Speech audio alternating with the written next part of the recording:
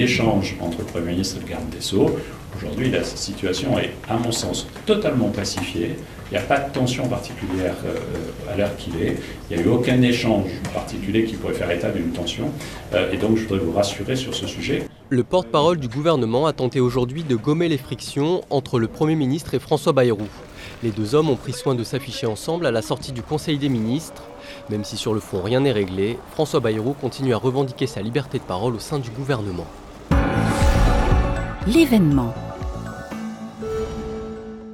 C'est le même François Bayrou qui a présenté son projet de loi de moralisation de la vie publique en Conseil des ministres. Au programme, une mesure phare avec l'interdiction pour les parlementaires d'employer les membres de leur famille et une innovation, des consultations publiques auront lieu pendant la discussion du texte. Le projet de banque de la démocratie pour financer les partis est pour l'instant remis en cause par le Conseil d'État, mais le garde des Sceaux est prêt à faire appliquer cette mesure par ordonnance. Justice. 30 000 € d'amende, mais aucune peine de prison requise. Le pneumologue Michel Aubier sera fixé sur son sort le 5 juillet. Il comparaissait aujourd'hui au tribunal de Paris pour parjure.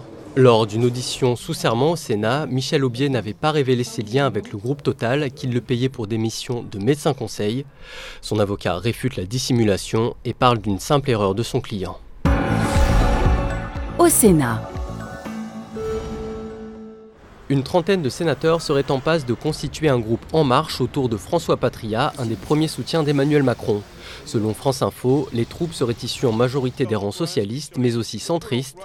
La situation devrait se clarifier à l'issue des élections législatives. Élections.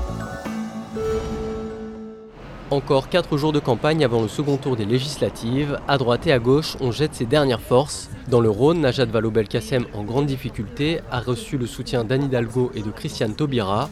À Paris, c'est Bernard Cazeneuve qui est venu prêter main forte à Myriam El Khomri dans son duel face à Pierre-Yves Bournazel. À droite, François Baroin était aux côtés d'Éric Woerth à Chantilly. Et dans le Gard, Marion Maréchal Le Pen a fait une apparition aux côtés de Gilbert Collard, en danger pour sa réélection. L'événement. Le défenseur des droits tire la sonnette d'alarme sur la situation des migrants à Calais.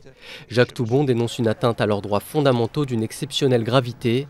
Ses équipes ont constaté sur place une pression permanente des autorités sur les associations. Dans la zone, plus aucun abri n'est toléré et les distributions de nourriture ne durent qu'1 heure par jour. Entre 350 et 600 migrants sont présents à Calais, dont de nombreux mineurs.